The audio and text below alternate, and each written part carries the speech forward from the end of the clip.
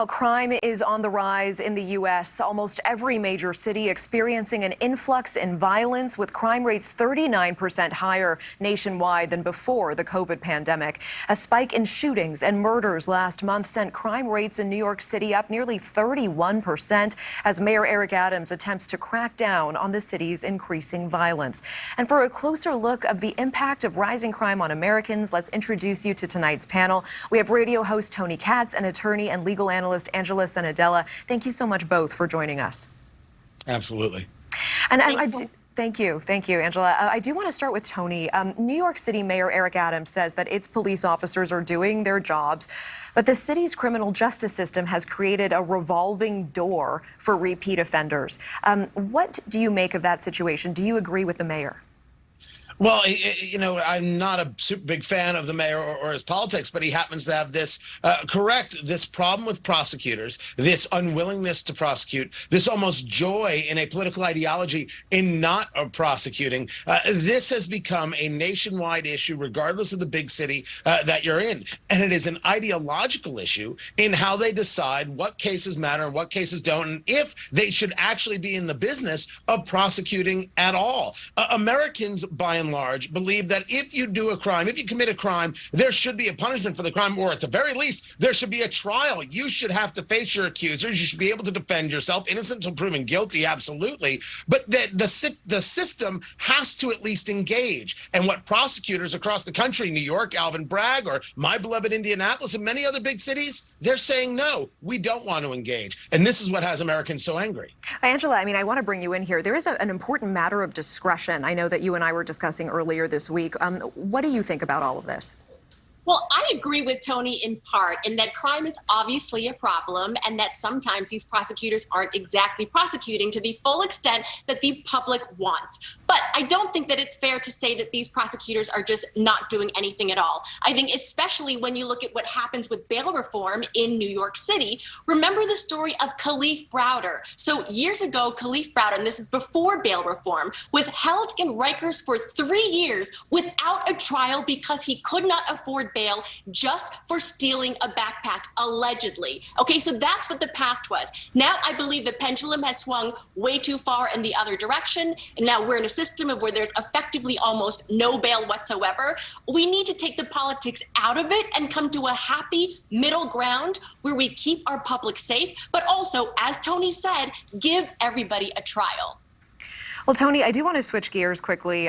In Sure. Florida, Governor Ron DeSantis is taking a law and order approach in the Sunshine State. Last week, he suspended a state attorney there who vowed not to enforce Florida's new abortion law.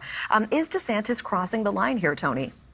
That's an argument for lawyers. I know some people say yes. The prosecutor there in Hillsborough County, where Tampa Bay is, was elected. And then there are other people who say this is shining a light on the seriousness of the issue, and that's what the governor's doing. There's an argument to be made about whether or not the governor has the right to do it. There's no argument that the people are disgusted by the idea that we don't go after criminals. It is simply wrong. This approach, this idea of restorative justice, if you want to call it that, or whatever kind of name they put to it, isn't working in any city across the country.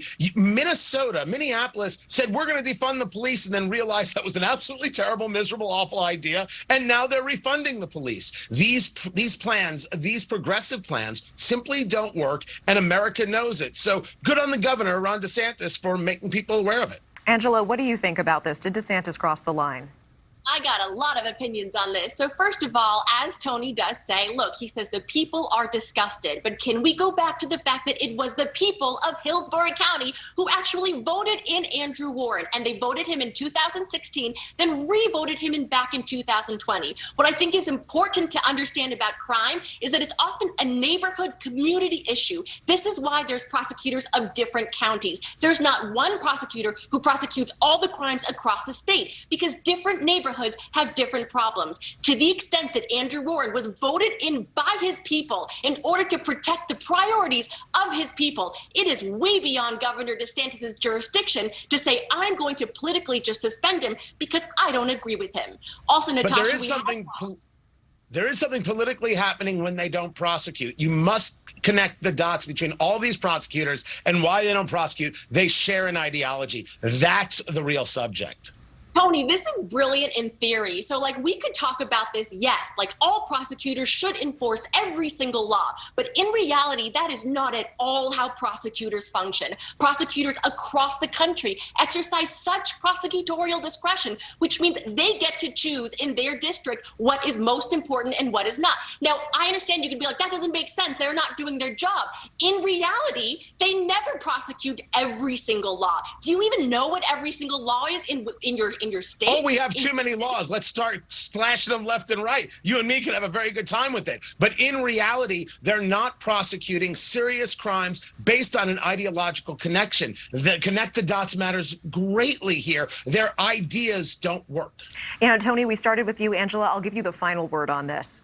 Well, just across the board, prosecutors are voted in, and when they are voted in, they are showing the will of the people, and it is up to the governor to respect that.